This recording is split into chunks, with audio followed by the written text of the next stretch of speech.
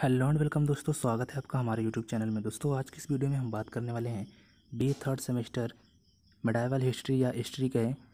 इसको, जो है आजकल इतिहास ही कहा जा रहा है। जैसे सीबीएसई सीबीसीएस सिस्टम लागू हुआ है, लेकिन इसे पहले मध्यकालीन इतिहास के नाम से जाना जाता था, जो कि अब इतिहास केवल लिखा आ रहा है। जब भी आप अपना सिलेबस पढ़ने जाएंगे तो ये मध्यकालीन इतिहास ही है जिसको कि इतिहास नाम दे दिया गया है। और एक इतिहास होता है प्राचीन इतिहास, दो इतिहास आपको पढ़ाए जाते हैं।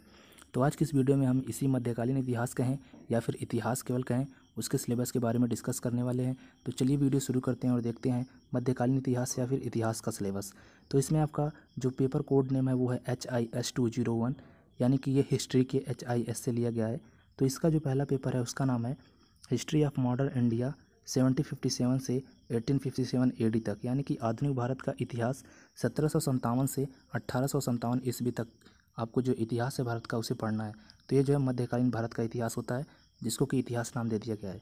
तो यहाँ पे आपको जो पहला टॉपिक है वो है arrival of European companies rivalry for control, यानी कि यूरोपीय कंपनियों का आगमन नियंत्रण के लिए प्रतिद्वंदिता, यानी कि जो कंपटीशन होता था यूरोपीय कंपनियों का आपस में, उसको पढ़ना है आपको। और जो यूरोपीय कंपनी का आगमन हुआ था, जो भी कंपनियां थी, east India company, Dutch company, उन सब का आगमन कैसे हुआ और उनको नियंत्रित, वो लोग किस प्रकार से यहाँ नियंत्रण स्थापित करना चाहते थे और उनमें जो है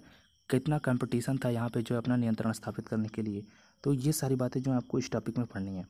दूसरा टॉपिक है आपका ascendancy of British East India company, Plassey and Buxar and its impact, यानी कि यहाँ पे आपको पढ़ना है कि ब्रिटिश इंडिया कंपनी का प्रभुत्व, यानी कि वो जो है यहाँ पर किस प्रकार से जो है अपना वर्चस्व स्थापित कर पाई, अपने आप को साबित कर पाई, उसको बारे में पढ़ना है। प्लासी और बक्सर का युद्ध हुआ था, उसका प्रभाव क्या हुआ, इसके बारे में आपको पढ़ना है। अगला टॉपिक है आपका territorial expansion of east India company 1770 and 1813, यानी कि ईस्ट इंडिया कंपनी का प्रादेशिक विस्तार 1770 से 1813। आगे अब आपको यहाँ पे पढ़ना है कि जब ईस्ट इंडिया कंपनी भारत में आ गई, किसी एक जगह पर उसने अपने फैक्ट्री वगैरह डाल दिए, उसके बाद वो अलग अलग राज्यों में किस प्रकार से फैक्ट्रियाँ और अपने कारोबार चालू करने लगी और अलग अलग प्रदेशों में अपने बिजनेस का विस्तार करने लगी, उसके बारे में आपको 1770 से 1813 के बीच में जो हुआ था, ये चीज़ें आपको इसके बारे में पढ़नी है। उसके आगे आपका है territorial expansion of east India company 1813 से लेकर 1856 तक, यानी कि ईस्ट इंडिया कंपनी का क्षेत्रीय विस्तार क्या था। ये तो प्रादेशिक विस्तार हो गया, अब क्षेत्रीय विस्तार क्या था 1813 से 1856 तक, इसके बारे में आपको पढ़ना है। यानी कि 1770 से लेके 1856 तक टोटल आपको पढ़ना है कि जो कंपनी का जो है टेरिटोरियल एक्सपेंशन यानी कि प्रादेशिक विस्तार जो था वो क्या था,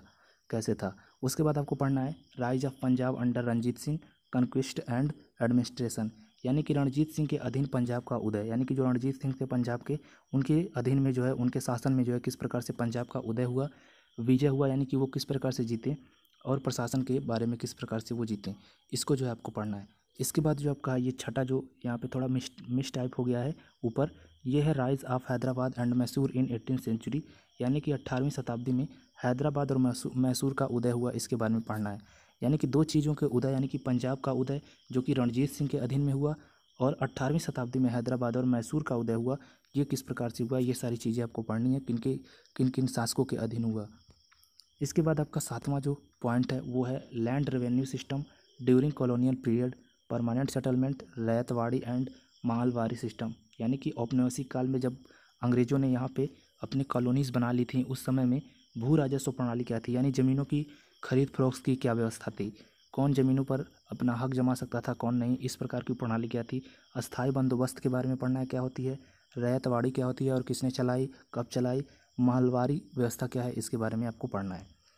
इसके बाद आखिरी टॉपिक है इसका Indian Renaissance reform and revival, यानी कि इतना ज़्यादा राज करने के बाद अंग्रेज़ों के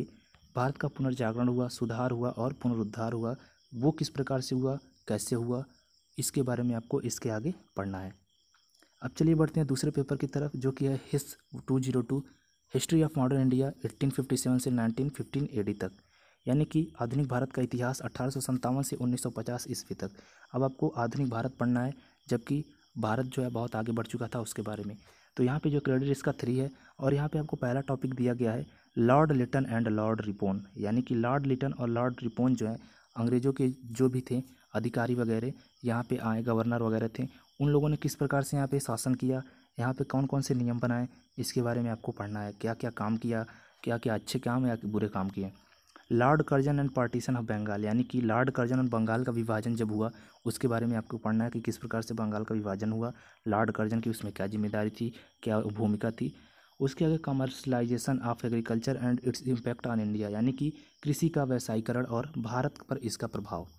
कृषि को जब व्यवसाय बना दिया गया, कमर्शलाइज कर दिया गया, तो इसका भारत पर क्या प्रभाव पड़ा इसके बारे में आपको पढ़ना है, क्योंकि अंग्रेजों के आने के बाद कृषि जो है और भी ज़्यादा जो है कमर्शलाइजेशन हो गया था उसका, तो उससे प्रभाव क्या पड़ा इसको पढ़ना है। Development of railway and its impact, यानी कि रेलवे का विकास और उसका प्रभाव क्या था। रेलवे का विकास अंग्रेजों के समय से ही चालू हुआ, तो उसका विकास हुआ तो उसके क्या प्रभाव पड़े, अच्छा कितना हुआ कितना बुरा हुआ, इसके बारे में आपको पढ़ना है। Development of education in colonial India, यानी कि औपनिवेशिक भारत में शिक्षा का विकास क्या था, उसमें शिक्षा का स्तर क्या था, शिक्षा में किस प्रकार से प्रोग्रेस हो रहा था, ये सब बातें पढ़नी है जब अंग्रेज जो है यहाँ पे राज कर रहे थे। Morley Minto reforms, government of India act 1919 and 1935। Morley Minto सुधार क्या था, भारत सरकार अधिनियम की 1919 और 1935 क्या था, इसके बारे में आपको पढ़ना है। Rise and development of communalism in India, यानी कि भारत में सांप्रदायिकता का उदय और विकास, यानी कि हिंदू मुस्लिम की लड़ाई टाइप की जो भी चीज़ें थी उस समय, कम्युनलिज्म जिस प्रकार से उदय हुआ और उसका किस प्रकार से विकास हुआ, इसके बारे में आपको पढ़ना है। आगे आपका merger of princely state after independence and role of Sardar Vallabhbhai Patel क्या था, यानी कि स्वतंत्रता के बाद रियायतें, यानी कि जो भी रियायतें थी, भारत जो है अलग अलग रियायतों में बटा था, उसके अलग अलग राजा होते थे, वहाँ पे राज करते थे, उनका विलय किस प्रकार से सरदार वल्लभ भाई पटेल ने किया और उनकी भूमिका क्या थी इसमें, उसका मतलब मिलाने में। पूरे देश में छोटे छोटे टुकड़े थे और 500 से ज़्यादा रियायतें थीं, उनको जो है सरदार वल्लभ भाई पटेल जो है एक किए थे, उनमें इनकी क्या भूमिका थी, इन्होंने कैसे उनको एक में मिलाया, ये सारी चीज़ें जो हैं इस टॉपिक के अंदर पढ़नी है आपको। तो ये था आपका फर्स्ट एंड सेकंड पेपर खत्म हो गया, यही जो है आपका सिलेबस है। इससे रिलेटेड कुछ वीडियोज जो है मेरे चैनल पर अपलोडेड है, उसका जो है प्लेलिस्ट का लिंक आपको डिस्क्रिप्शन में मिल जाएगा, वहाँ से जाके आप जो सेकेंड सेमेस्टर है, जो थर्ड सेमेस्टर है, ये थर्ड सेमेस्टर का सिलेबस है, उसके जो है आपको इंपॉर्टेंट ऑब्जेक्टिव क्वेश्चन मिल जाएंगे। तो उम्मीद करते हैं आपको वीडियो पसंद आया होगा, मिलते हैं आपसे नेक्स्ट वीडियो में, तब तक के लिए आपका वीडियो देखने के लिए धन्यवाद।